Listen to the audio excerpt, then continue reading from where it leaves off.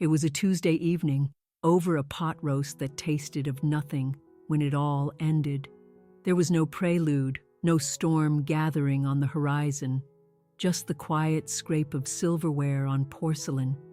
Liam set his fork down, and the clink it made was sharp, surgical. He wasn't angry. His face held the same placid calm he wore when closing a major account. He meticulously wiped his mouth with a linen napkin, and his eyes found mine across the table. "My parents believe you're a liability," he said, his voice perfectly even. Then came the part that truly fractured me, and to be honest, I agree. The very air in the kitchen seemed to solidify. I could feel the blood receding from my face, a cold tide pulling away. I kept waiting for the punchline, for his lips to curl into a smirk, and for him to admit it was a horrible, twisted joke. But he just sat there, watching me, his gaze analytical. He was waiting for a performance. He wanted the tears, the pleading, the predictable rage. But I didn't give him the satisfaction of a scream. I didn't hurl my plate against the wall. Something deep inside my chest, an invisible switch, just flipped off. It was the distinct, silent click of my love for him extinguishing. My hand was steady as I lifted my glass of water. I met his gaze and uttered 3 simple words. "Good to know." But before we get into the rest of this, do me a favor and like this video, subscribe to the channel, and let me know in the comments where you're tuning in from. After I said "good to know," I didn't flee the table. I didn't make a dramatic exit. I simply picked up my fork and took another bite of the pot roast. It was like chewing on sawdust, flavorless and dry, but I made myself swallow. Liam stared, his expression shifting to confusion. He had braced for a battle, for the raw, messy drama of a dissolving marriage. He was ready with his arsenal of my supposed failings. I denied him the war. I just ate. "Is that everything you have to say?" he finally asked, his voice tight with frustration. "Yes," I replied. "If that's your truth, then that's your truth." He let out a sharp, irritated puff of air, pushed his chair back with a scrape, and stood. "You see? This is precisely the problem, Ilara. You just sit there. You have no fight in you. You're just passive." He strode out of the kitchen, and a moment later, the jarring sound of a cable news channel filled the house. I was left alone in the echoing silence, the hum of the refrigerator and the tick of the wall clock, the only sounds. I looked at his half-eaten plate. I'd cooked this meal. I'd gone to the grocery store for the ingredients after a full day of teaching kindergartners. I'd tidied the kitchen before even starting dinner, and for all of it, I was a liability. I got up and began clearing the table. I washed the dishes by hand, the warm water a small comfort on my skin. It was the only source of warmth in the entire house. As I scrubbed the plates, my mind spooled backward, trying to pinpoint the exact moment the corrosion began. Our marriage hadn't always been this cold expanse. In the early days, we were a unit, true partners. Liam was in sales, I was a teacher. Our lives meshed. We had our 5-year plan, our 10-year plan. We bought this house in the suburbs and sketched out our future on napkins. But looking back, I could finally see the hairline cracks. They hadn't appeared in a single shattering moment. They had spread slowly, invisibly, like fractures in a car windshield that you only notice when the sun hits them at just the right angle. It really started about 6 months ago, right after Liam got his big promotion. He was made director of sales. He started making more money, a lot more.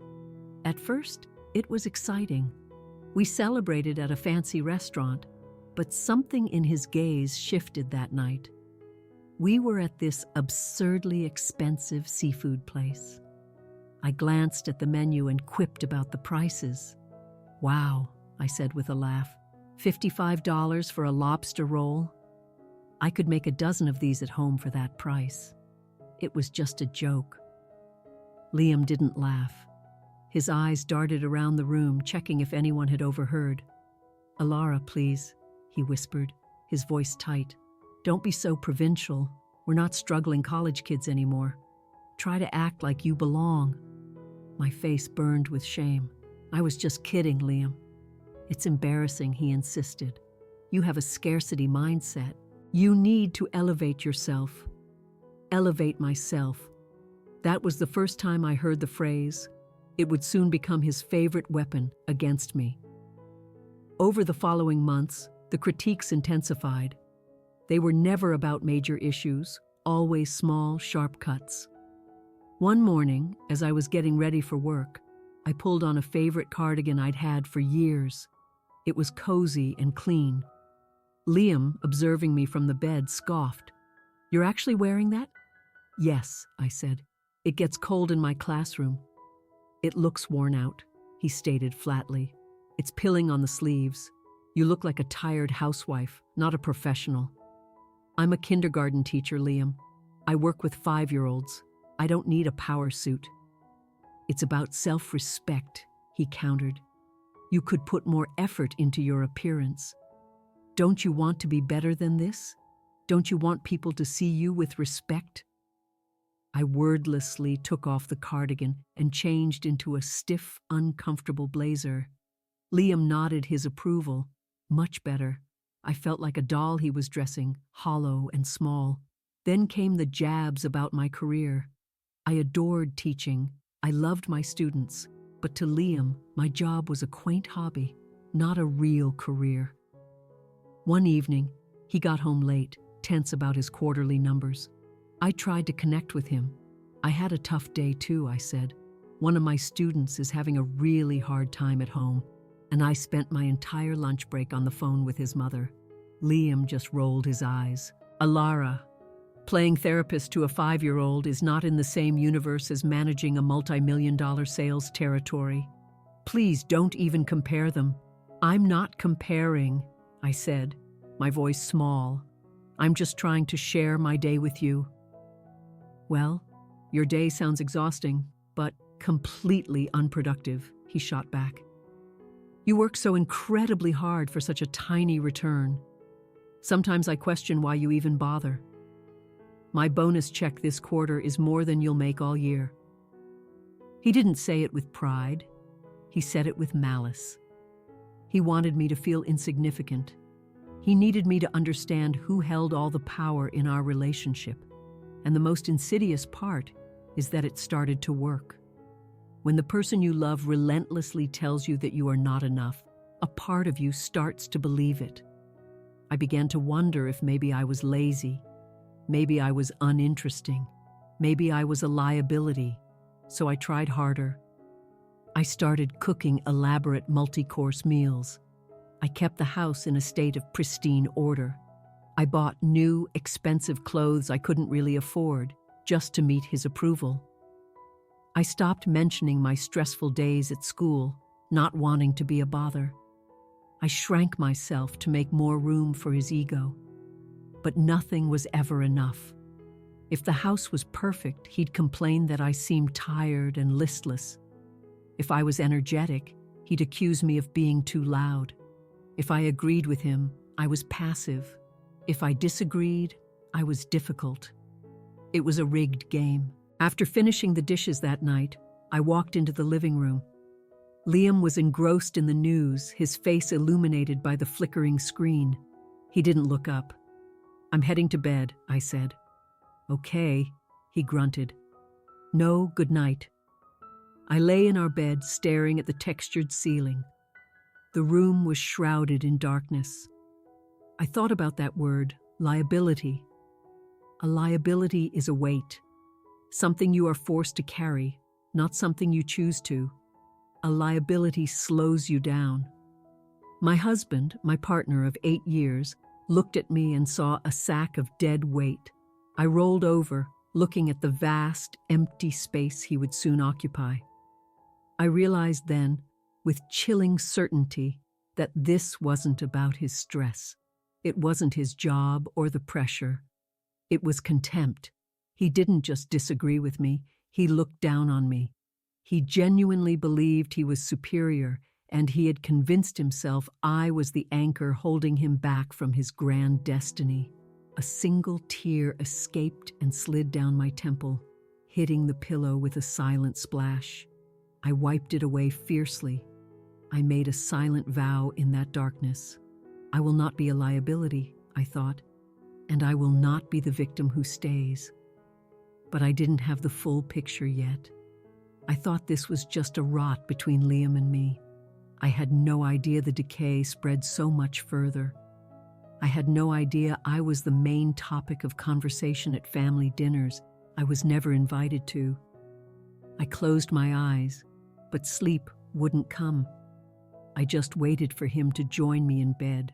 When he finally did hours later, he remained on the far edge of the mattress. There was only a foot of space between us, but it felt like a cold, impassable ocean. The next morning, the silence in the house was a physical presence.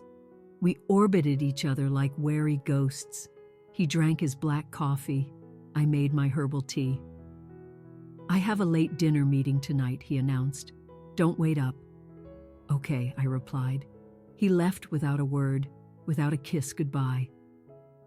As I watched his car disappear down the street, a strange, uneasy feeling churned in my gut.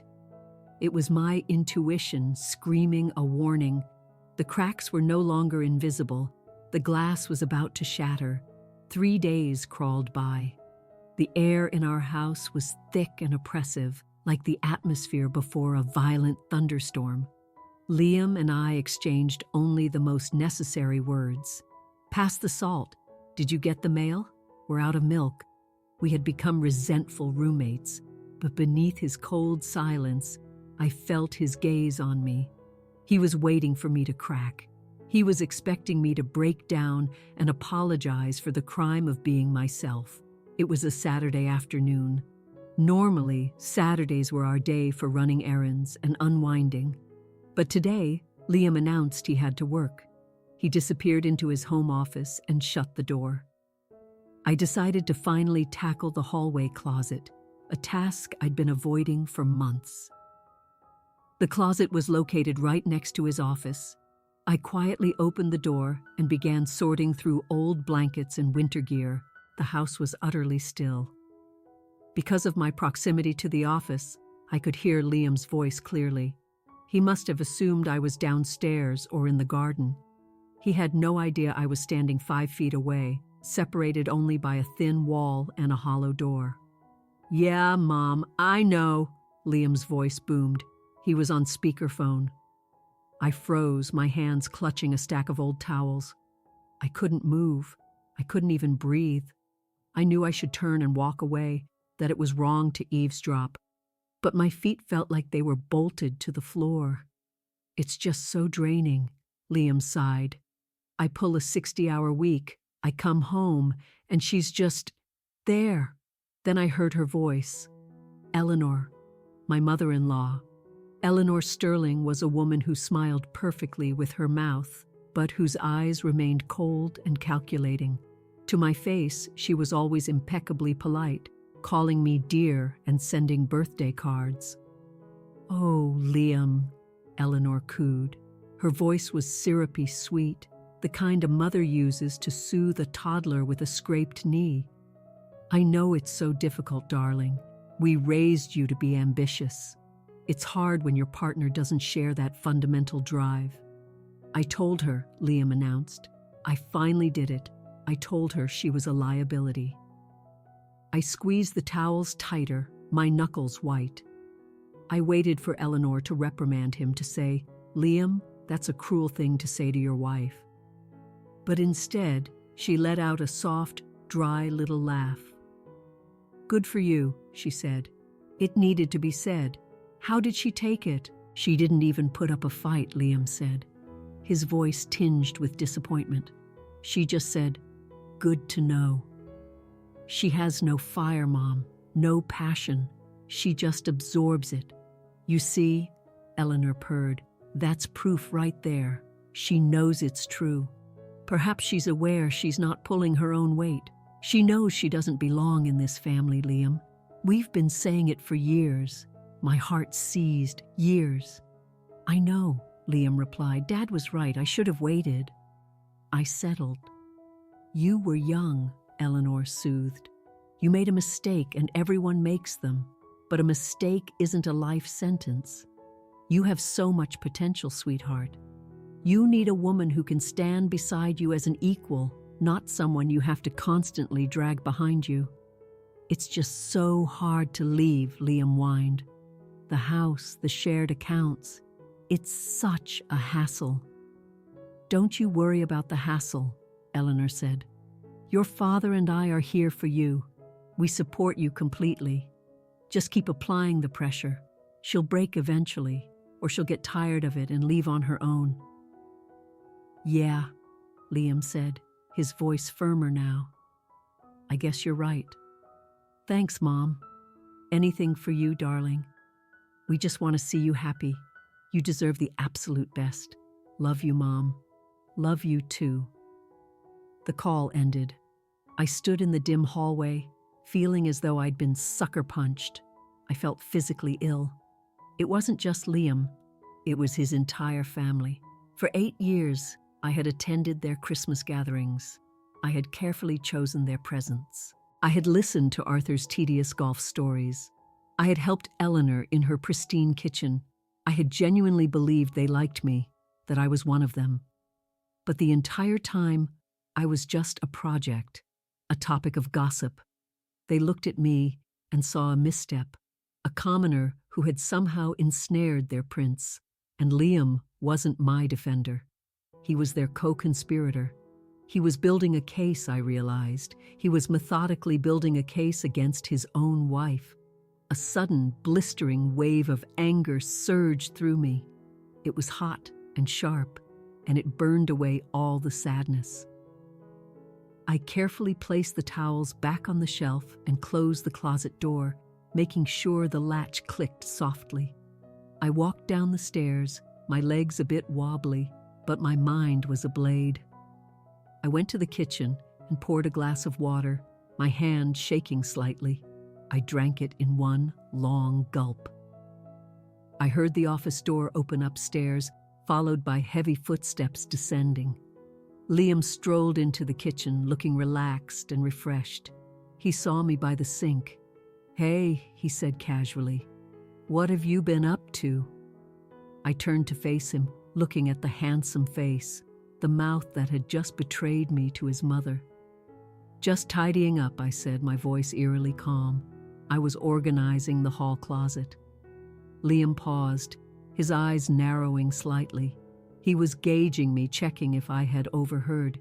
He knew how close the closet was to his office. "Oh," he said. "Did you hear me on the phone?" "I heard you talking," I replied evenly. "I couldn't make out what you said. Was it work?"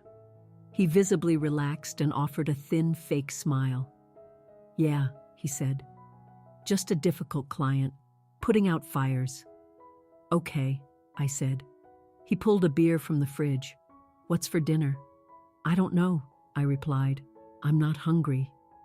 "Well, I am," he said with an edge in his voice. "Maybe you can whip something up?" "Maybe," I said. I walked past him and sat on the sofa in the living room, staring out at our perfectly manicured lawn.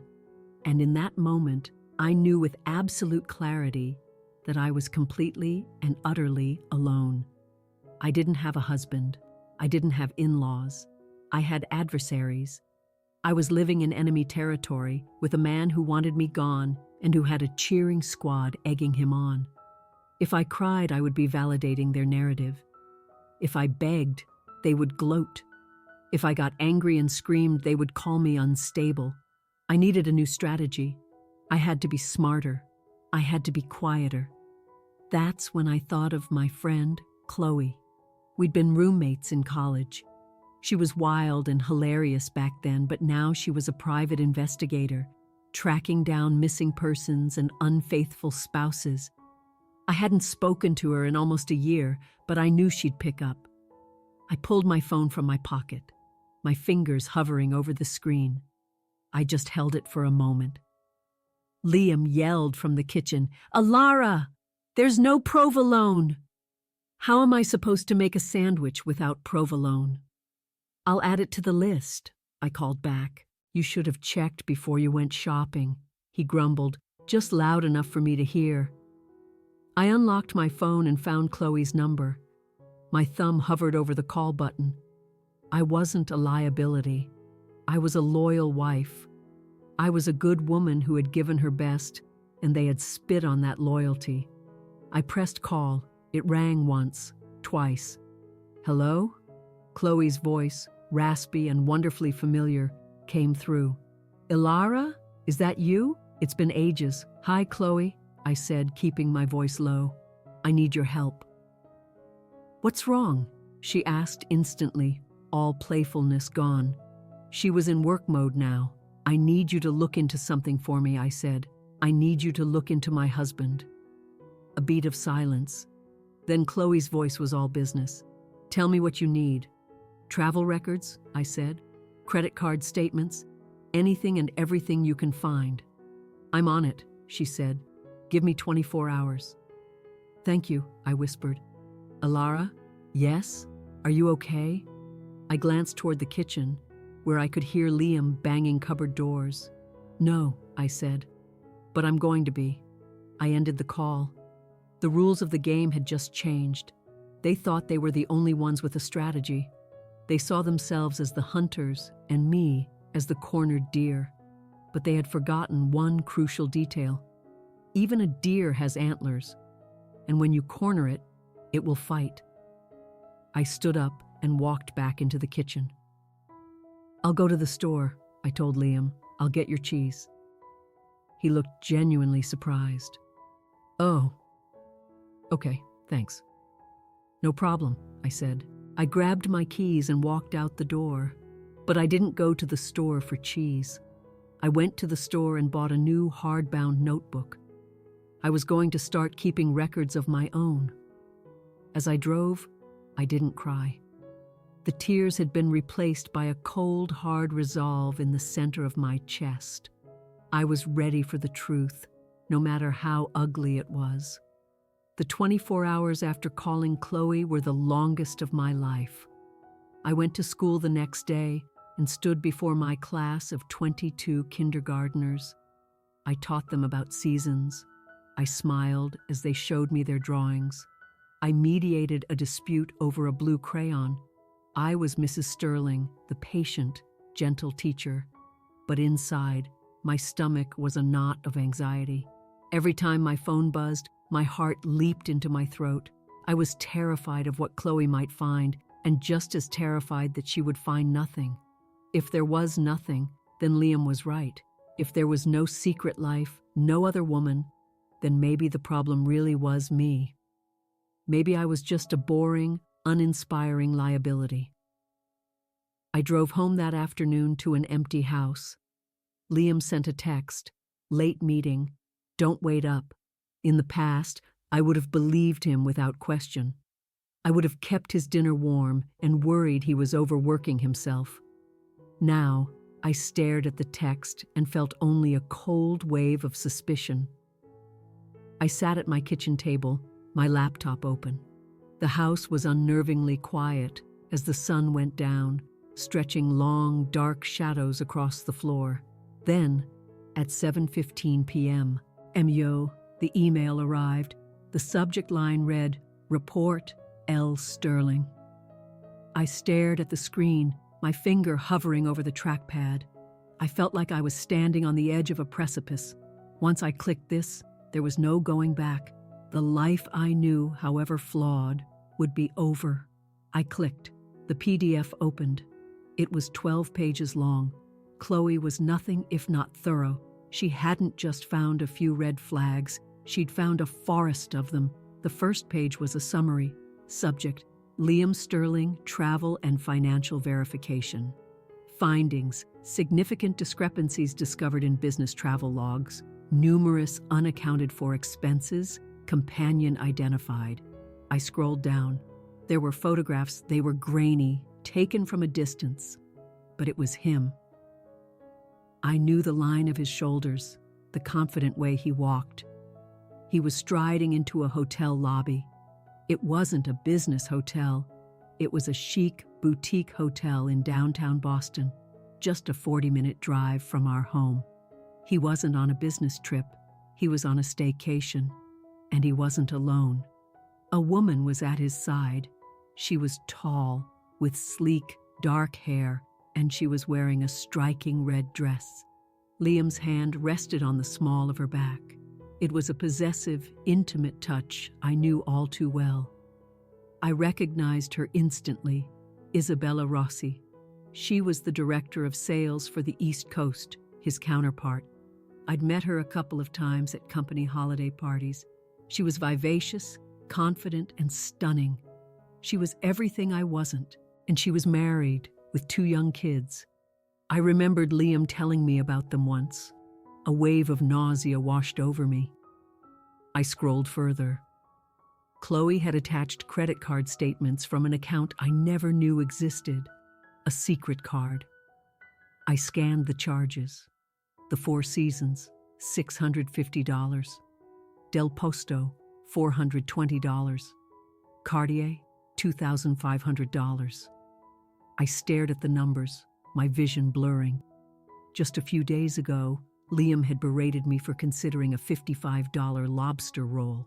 He had called me provincial. He'd said I had a scarcity mindset. He'd made me feel like a financial burden. Yet here he was, secretly hemorrhaging thousands of dollars on another woman. He wasn't stressed about money. He was spending our shared future on her. I looked at the dates on the receipts. March 12th. That was my birthday. He had told me he had to work late, coming home near midnight with a wilted bouquet from the grocery store, claiming he was too exhausted to celebrate. On my birthday, he was buying expensive dinners for Isabella. April 4th, our anniversary. He'd claimed he had a conference in Philadelphia, but he wasn't in Philly. The receipt was from a luxury resort in Newport, Rhode Island. A romantic getaway. My hands began to shake uncontrollably. I had to slam the laptop shut. I stumbled to the sink and splashed cold water on my face. I wasn't crying. I was far beyond tears. I was in a state of shock. The betrayal wasn't just the infidelity. That was painful, yes, but this was deeper. He had gaslit me into oblivion. He had made me feel guilty for my very existence, portraying me as a leech on his resources while he was the one siphoning off our assets to fund his double life. A fire ignited in my chest. It started as a spark of indignation, but quickly grew into a white-hot inferno of rage. I went back to the computer. I saved the entire report. I printed 2 copies. One copy went into my new notebook, which I then hid under the spare tire in the trunk of my car. The other copy I placed in a crisp manila envelope. Then I sat down in the dark and waited. At 10 p.m., the front door opened. Liam walked in, looking theatrically worn out. He loosened his tie. "Hey," he grumbled, not looking at me. "Long day. I'm beat." I watched him walk into the kitchen and pour a glass of water. I looked at his hands, the hands that had touched Isabella's back, the hands that had paid for secret hotel rooms with our money. "Did you eat?" I asked. My voice was unnervingly steady. "Yeah, grabbed a sandwich at the office," he lied. I knew he'd had sushi. There was a charge for $120 from a high-end sushi bar at 7 p.m. "Okay," I said. "I'm going to go shower," he announced. "Liam." He paused and turned. "What?" I was thinking. I said, "About what you said the other night. About me being a liability." He sighed, his face a mask of annoyance. "Alara, I'm really not in the mood for this tonight." "I know," I said. "I just wanted to say, I get it. And I think we need to talk about it." "With your parents?" He froze, his expression shifting from irritation to surprise. "With my parents?" "Yes," I said. "You said they agree with you. You said they think I'm holding you back." If we're going to fix this or end this, we should all be honest. Together. I could see the gears turning in his head. At first, he was suspicious. But then, a look of profound relief washed over his face. He thought I was capitulating. He thought I was calling for a family intervention where they could all sit me down and list my deficiencies. He thought I was voluntarily walking in front of a firing squad. "That's actually a really mature idea," he said, sounding genuinely impressed. "I think that would be good. Mom and Dad have been wanting to talk to us." "Let's do Sunday dinner," I suggested. "Sunday," he nodded. "I'll let them know." He smiled at me then, the first real smile I'd seen in months. He smiled because he believed he had already won. "Good night, Alara," he said. "Good night, Liam." He went upstairs, and I heard the shower start. I sat alone in the dark kitchen. I was no longer the victim.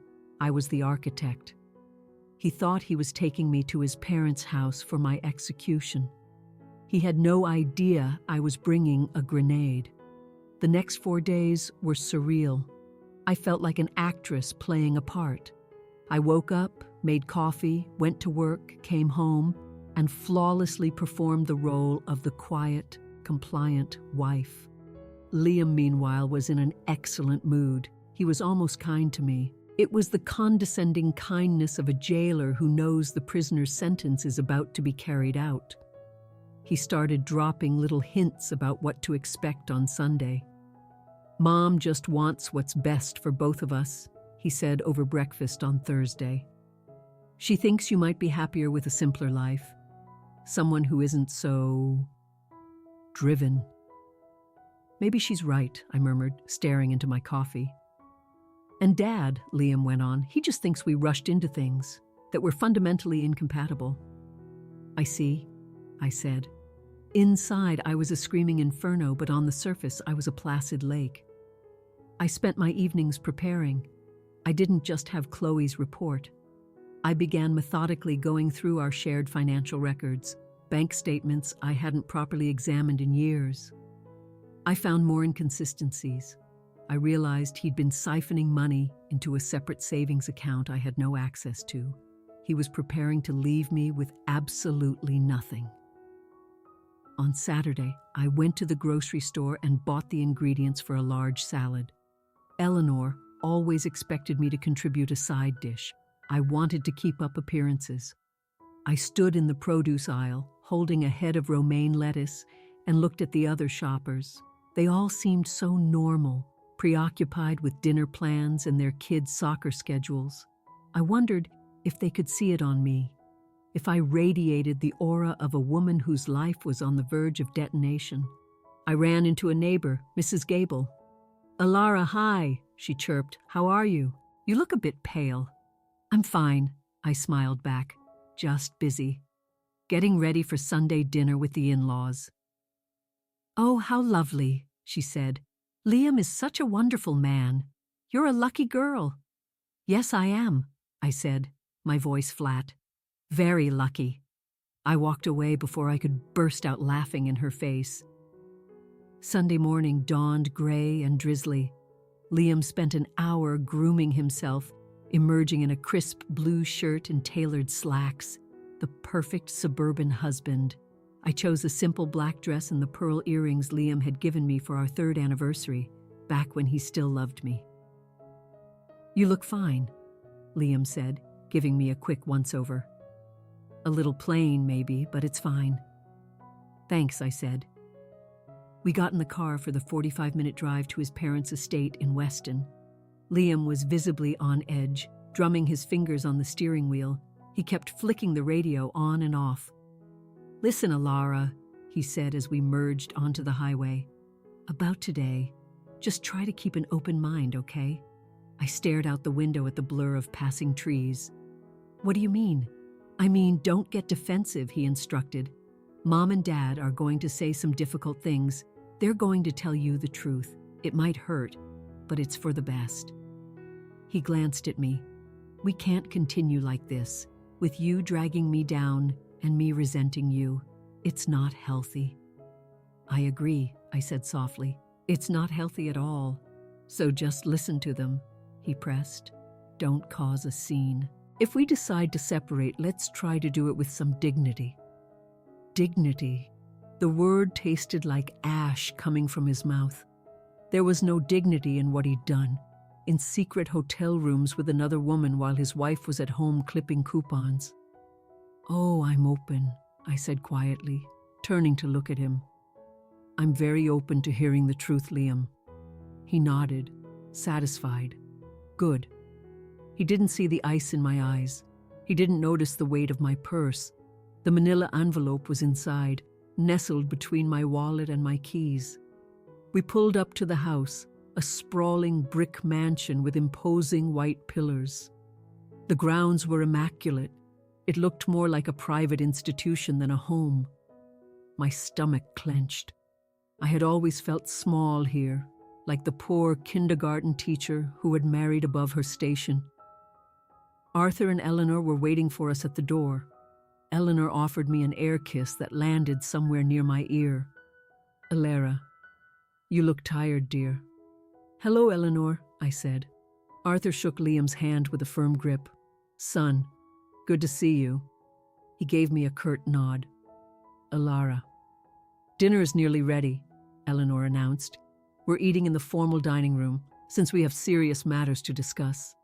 We walked into a room that felt more like a boardroom. The long mahogany table was set with their best china, crystal goblets, and silverware that gleamed under the opulent chandelier. I took my seat. Liam sat across from me, with Arthur at the head of the table and Eleanor at the foot. I was completely surrounded. "Let's eat first," Arthur said gruffly. "Then we'll talk." The meal was a perfectly cooked roast beef. It was probably delicious, but I couldn't taste a thing. I cut my meat into minuscule pieces and watched them. They were a well-oiled machine, exchanging subtle glances over their wine glasses. Liam gave his mother a small conspiratorial nod. Eleanor winked back. They were so utterly confident. They thought they held all the power, that I was a lamb being led to the slaughter. A strange sense of calm washed over me. It was the eerie stillness in the eye of a hurricane. I took a sip of water, and my fingers brushed against the strap of my purse, hanging on the back of my chair. Just wait, I told myself. Let them make their case. Let them say every last cruel thing they had rehearsed. I wanted it all on the record. Because once I opened that envelope, there would be no taking any of it back. "So," Arthur began, dabbing his mouth with a napkin. He fixed his gaze on his son. "Liam tells us things have been difficult." Liam cleared his throat, sitting up straighter, donning his serious business persona. "Yes," he said. "I think it's time we were all honest about whether this marriage has a future." He looked at me with an expression of deep pity. "Alara," he said, "I care about you, but I can't carry you anymore." I set down my fork. "Okay," I said softly. "I'm glad you're on board," Liam said, clearly relieved. He looked at his parents. "Mom? Dad?" The performance was officially underway, and I had a front row seat. The dining room was frigid. I sat with my back ramrod straight, my hands folded calmly in my lap. Liam took a theatrical sip of wine, puffed up with self-importance. "Mom, Dad," he began, "you raised me to be a builder, to work hard and create a legacy, and I have. I've clawed my way up to director of sales. I deliver, I provide." "We know you do, son," Eleanor said, her voice dripping with maternal pride. She looked at him adoringly. Then her gaze shifted to me, flat and cold. "You have always been a provider. But a marriage is a partnership," Liam continued, turning to me. "And for a long, long time, I have felt like I'm pulling a sled with a dead weight on it. I am running as hard as I can, but that weight is dragging me to a halt." I just watched him, my expression unreadable. "Go on," I said. My voice was quiet, but it seemed to command the room. Liam seemed startled that I'd spoken. He cleared his throat. Well, just look at our lives, Alara. I'm out there building networks, closing deals, trying to upgrade our entire existence. And you're content. You're content with your little teaching job, with your coupons and your small, unambitious dreams. There's nothing wrong with being a teacher, I stated. Of course not, Eleanor interjected sharply.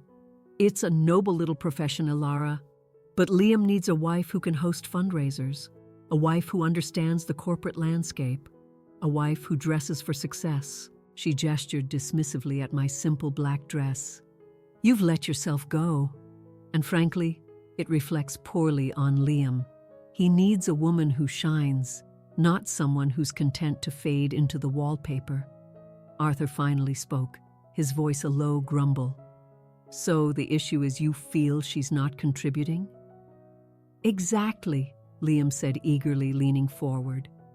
I pay the mortgage, the car loans, the vacations, and what do I get in return? A wife who complains when I work late, a wife who frets over the grocery bill. It's exhausting, Dad. I feel like I'm carrying a corpse. The room fell silent. This was it, the moment they were all waiting for. They expected me to dissolve into tears, to leap to my own defense, to list all the invisible labor I performed, the cooking, the cleaning, the years of emotional support. But I knew defending myself was futile. They had already passed their verdict. I looked directly at Liam, into his eyes. You called me a liability, I said. My voice wasn't loud, but in the tense quiet, it was like a gunshot. Liam blinked, taken aback. He hadn't expected me to repeat it in front of them. He stammered. I was just being honest, Alara, trying to explain my feelings. You said it 4 days ago, I continued, my voice steady. You put down your fork, you looked at me and you said, my parents think you're a liability. And to be honest, I agree. I turned to Eleanor. Is that true, Eleanor? Do you think I'm a liability? Eleanor shifted uncomfortably in her chair, but she didn't back down. We think Liam deserves to be happy, she said stiffly. We think he carries an immense burden. I turned my gaze to Arthur. And you, Arthur, am I a burden on your family? Arthur stared at me, his face a mask of stone. He didn't answer right away. He picked up his wineglass, swirling the deep red liquid. Liam, Arthur said, completely ignoring my question, you claim you're carrying the weight of this marriage alone? Yes, Dad, Liam said confidently. I am. You claim you're the only one bringing value to this partnership? Yes, Liam repeated. Financially, socially, in every way that matters. And you claim Alara is the one holding you back from your true potential? She is, Liam said, sighing dramatically. I could be so much more if I wasn't constantly worried about her, if I had a partner who was on my level. Liam looked at me with a sad, pathetic little smile. I'm sorry, Alara, but it's the truth. You're just not enough. I felt the manila envelope in my purse. It felt like a stone. I reached down, my fingers touching the cool leather. I understand, I said. You've all made your position crystal clear. I'm glad we can be adults about this, Liam said, looking relieved. He thought the worst was over. We can work out the details of a settlement. I'll be generous. I'll give you plenty of time to find a new place. That won't be necessary, I said. What? Liam asked. I said, that won't be necessary. I looked at Arthur. He was staring at his son, his fork forgotten. His expression had curdled. It was no longer the look of a supportive father. It was the look of a judge. The entire dynamic of the room was shifting, the ambush turning back on its architect. But Liam was too arrogant to notice. Arthur cleared his throat, a low, rumbling sound.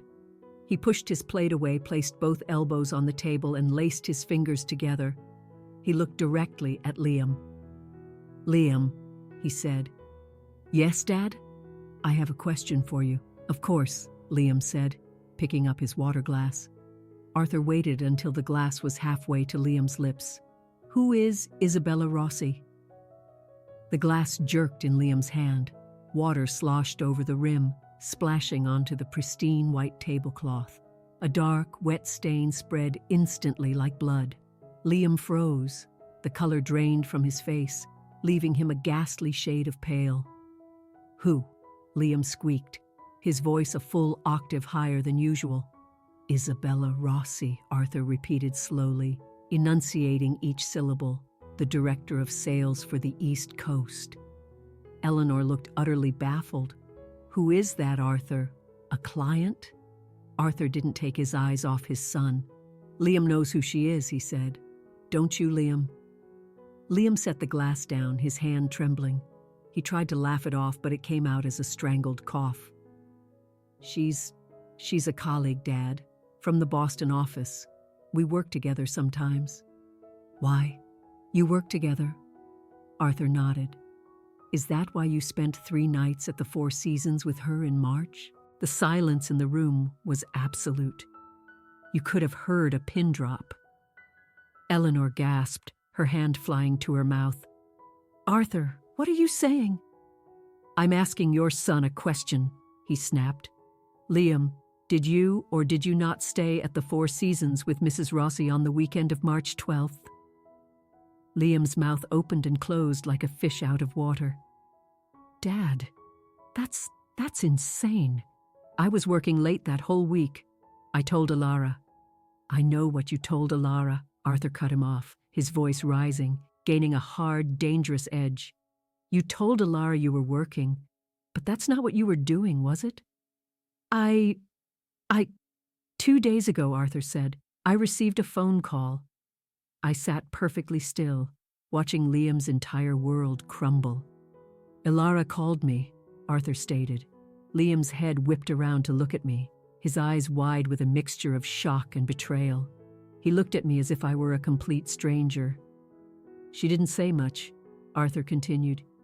"She just asked me as the company owner to look into your expense reports. She said she was worried about some irregularities." Arthur reached under his chair and pulled out a leather briefcase. He clicked it open and took out a thick stack of papers. He threw them onto the table, where they slid across the polished wood and stopped directly in front of Liam. "So, I looked," Arthur said, his voice dangerously low. "I went through the last 6 months of your expenses. Do you know what I found, Liam?" Liam couldn't look at the papers. He couldn't move. "I found luxury hotels," Arthur spat. "I found dinners for 2 at restaurants that cost more than your wife's monthly salary. I found a receipt for a $2,500 bracelet from Cartier." Arthur pointed a thick finger at his son. "Did you give Alara a Cartier bracelet recently?" Liam shook his head mutely. "No." "Then who is wearing it, Liam?" Eleanor was trembling, looking back and forth between her husband and son. "Liam, tell him it's a mistake. Tell him he's wrong." Liam stared down at his lap, all the arrogance and confidence gone. He was just a little boy caught with his hand in the cookie jar. "It's not a mistake," Arthur said, his voice cold with disgust. "He used the company card. He used my company's account to fund his affair." Arthur leaned back, his eyes filled with pure disappointment. "You, who was supposed to inherit this company, you sat here," he said quietly, "at my table, eating my food. And you had the audacity to tell us your wife was a liability." He shook his head. "You said she was holding you back." Arthur slammed his hand on the table, making the silverware jump. "You weren't carrying your wife, Liam. You were carrying on an affair." Liam flinched.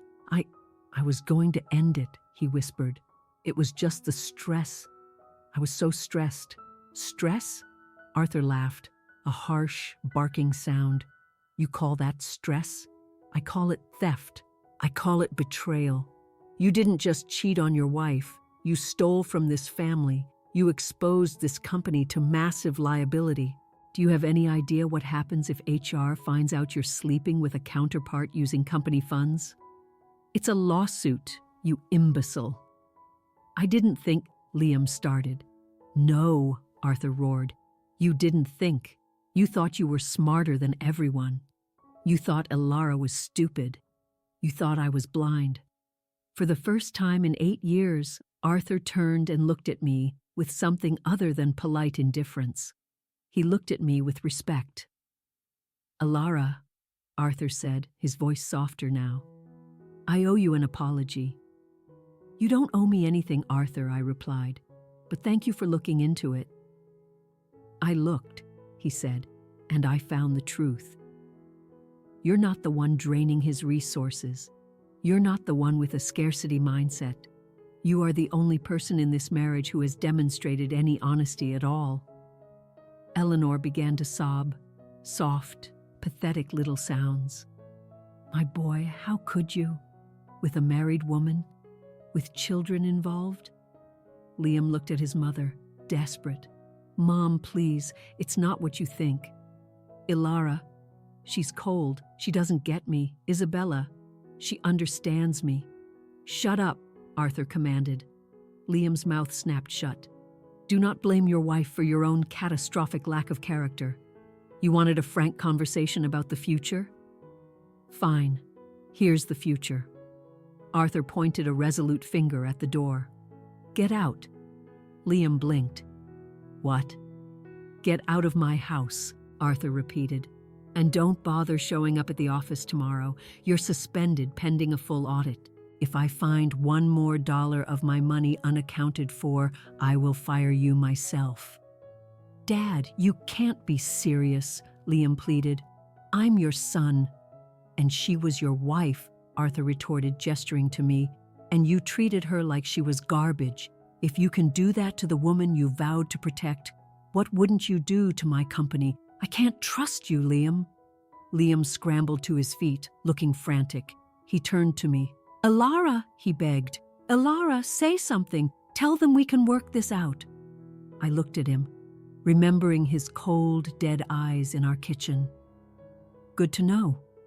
I slowly reached into my purse, pulled out the manila envelope, and placed it gently on the table next to Arthur's stack of papers. I don't have to say a thing, Liam, I said. Arthur found the money. But this, I tapped the envelope. This is the rest of it. The photos, the dates, the emails. Liam stared at the envelope as if it were a venomous snake. He realized then that I hadn't just called his father. I had hired a professional. I had been one step ahead of him the entire time. The weight in the room had shifted. It was no longer pressing down on me. It was crushing him. The table had been detonated, and I was the only one left standing. The manila envelope sat on the white tablecloth, an innocuous-looking object that we all knew contained a bomb. Liam stared at it, paralyzed by fear. Open it, I said softly. He didn't move. So Eleanor did. With a trembling hand, my mother-in-law reached across the table and picked up the envelope. She fumbled with the clasp and pulled out the contents.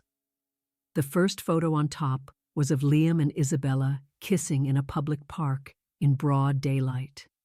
He looked carefree and happy, like a man without a wife at home. A small, wounded noise escaped Eleanor's lips.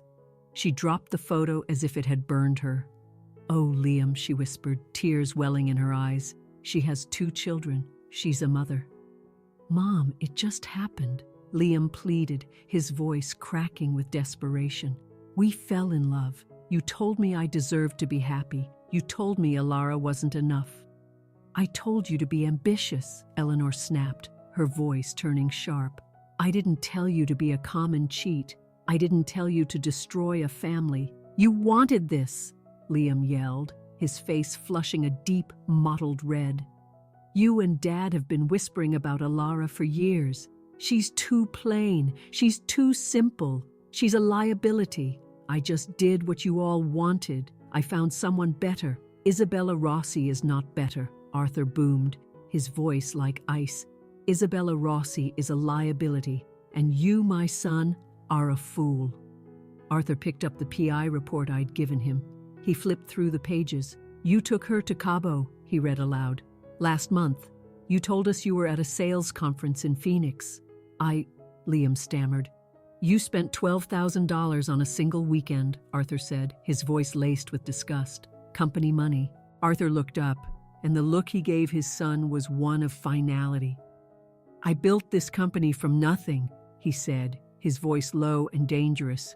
I built it on a foundation of trust and reputation, and you risked it all for a weekend getaway with your mistress.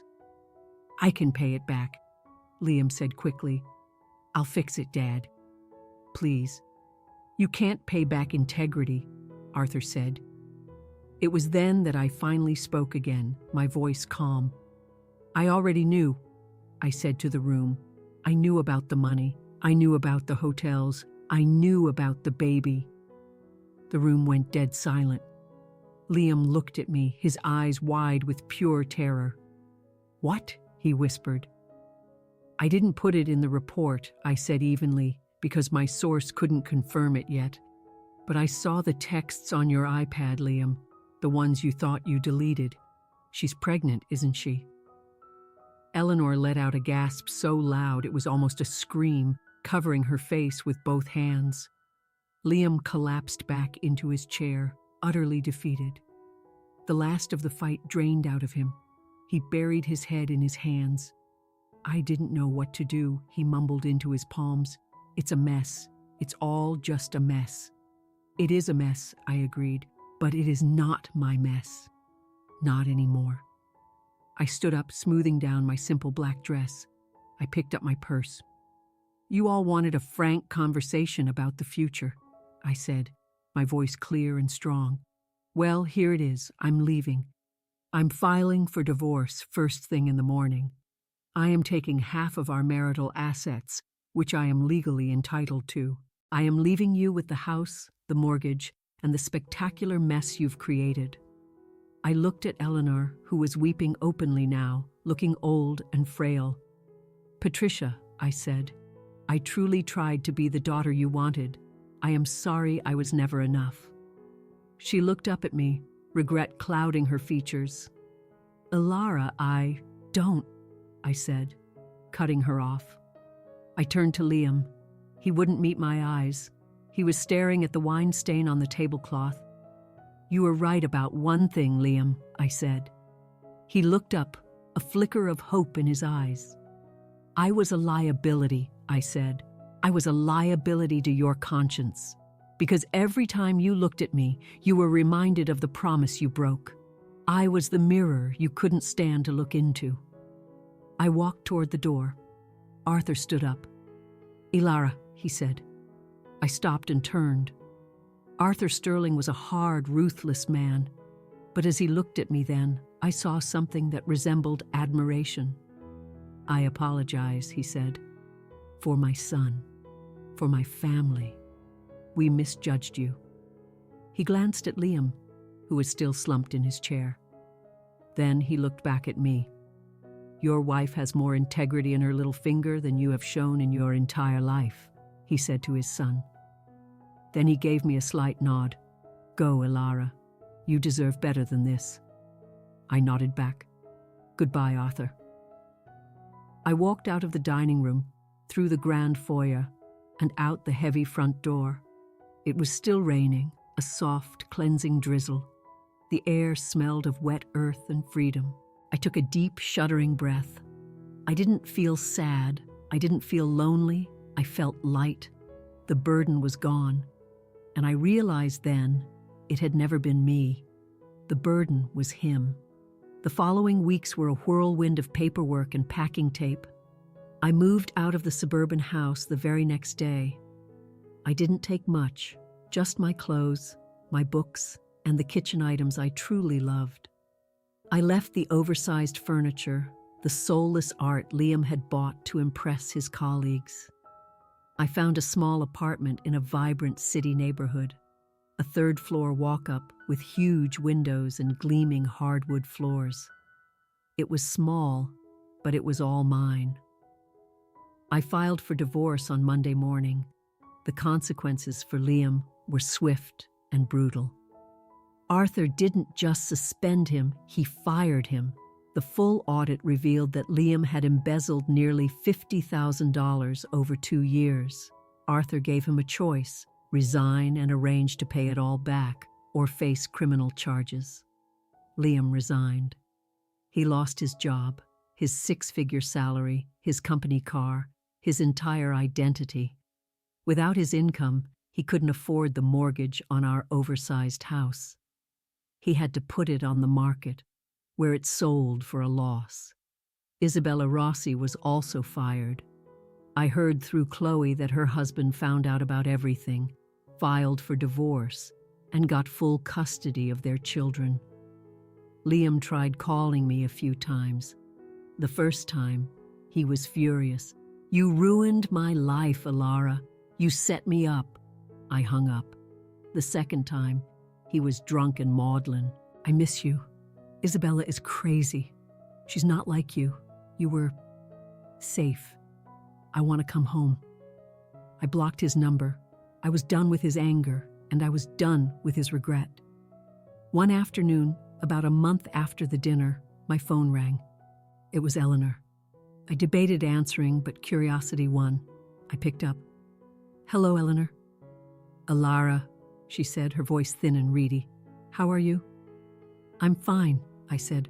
"I'm very well, actually. We miss you," she said, the words sounding foreign from her lips. "Dinner isn't the same. He's in a condo downtown. He's depressed. He won't speak to us." "That sounds difficult," I said, my voice polite but distant. "Arthur is furious," she continued. "He feels so dishonored. We always thought Liam was the strong one, the success story, but we were wrong." She paused, and I heard a shaky breath. "We treated you very poorly, Alara. I see that now. You were the only thing holding him together. You were his foundation. When you left, the whole house of cards collapsed. I wasn't the foundation, Eleanor," I said gently. "I was just the prop, and I got tired of holding up the stage." "I understand," she whispered. I wanted to call, and Arthur said to tell you if you ever need anything. Money, a reference." "I don't need money," I said. "I have my job, I have my life. But thank you. Will we ever see you again?" she asked, her voice small. I looked around my bright, sunny apartment. I had bought a cheerful yellow rug. There were fresh flowers on my table. It was quiet and peaceful. "No, Eleanor," I said. "I don't think so." "Okay," she whispered. "Goodbye, Alara. Goodbye." I hung up the phone, feeling the final cord sever. I went to the kitchen and made myself a cup of tea, sitting by the window and watching the world go by. I thought about the last 8 years, about all the ways I had tried to contort myself to fit into their world. I'd tried to be fancier, wittier, more impressive. None of it had mattered. Arthur sent a typed letter a week later on his personal stationery. It was short. "Alara, I thought you weren't enough for him. It turns out he was never enough for you. I am sorry. Arthur." I kept the letter, placing it in a box with my marriage license and wedding ring. Then I taped the box shut and shoved it in the back of my closet. I didn't need the reminders. I knew who I was now. 6 months passed. Autumn was painting the city in shades of gold and crimson. My life had found a simple, happy rhythm. I taught my kindergartners, and in the evenings, I went to yoga or read by my window. And on the weekends, I did something I had always secretly wanted to do. I bought a motorcycle, not a huge roaring beast, but a vintage Norton, classic and cool. Liam had always said motorcycles were trashy. Now, every Saturday, I pulled on my leather jacket and helmet and rode along the waterfront, the wind whipping past me, the hum of the engine a powerful vibration beneath me. I felt free. One Saturday afternoon, I parked my bike outside a coffee shop. pulled off my helmet, and shook out my hair. I was wearing jeans and motorcycle boots. I felt, for the first time in years, completely like myself. I ordered a coffee and was heading to the patio when I heard a voice. "Alara?" I looked up. It was Liam. He looked deflated. He'd gained weight, his face was puffy, and his eyes were tired. He was wearing wrinkled khakis and a faded polo shirt. He looked at me, then at the helmet on my table. "Is that yours?" he asked, pointing. "Yes, it is," I smiled. "You ride a motorcycle?" he asked, bewildered. "Since when?" "Since I decided to start doing what I want," I said. He just stood there awkwardly. "Mind if I sit?" he asked. I shrugged. "For a minute." He sat down, looking me over. "You look different," he said. "I am different," I replied. "You look happy," he said, a note of bitter jealousy in his voice. He had wanted me to be miserable without him. "I am," I said simply. "I am very happy." "Well, I'm not," he mumbled, staring into his coffee cup. "My life is a complete wreck, Ilara. I can't find a decent job. Word got around the industry. Dad won't give me a reference. Isabella moved back to Arizona. I'm alone." "I'm sorry to hear that," I said, and I genuinely was. I didn't hate him anymore. I just pitied him. "I think about us, you know," he said, looking up at me with those sad puppy dog eyes. "I think we could have fixed it. If you hadn't, blown the whole thing up." I laughed, a real hearty laugh that came from my gut. "Liam," I said, "I didn't blow it up. I just turned on the lights." He flinched. "I realized something," I told him, leaning forward slightly. "You spent years telling me I was too small. You called me a liability because I didn't want the same shiny things you did. You wanted a trophy wife. I just wanted a life." I took a sip of my coffee. "I wasn't a liability, Liam. I was your balance. I was the one keeping you grounded. I was the one who made sure you had a home to come back to. The problem wasn't that I was too much for you to carry. The problem was you were too weak to stand beside me." He looked angry for a split second, but then his face just crumpled into sadness. He knew it was true. I stood up and picked up my helmet. "It was good seeing you, Liam," I said. "I truly hope you find what you're looking for." I walked away without looking back. I got on my bike, kicked the starter, and the engine roared to life. A loud, defiant, beautiful sound. I pulled out into the traffic, the wind on my face, the sun on my back. The city was sprawling and beautiful, and it was all mine. I wasn't Mrs. Sterling. I wasn't a liability. I wasn't a victim. I was Alara. And for the first time in a very long time, that was more than enough.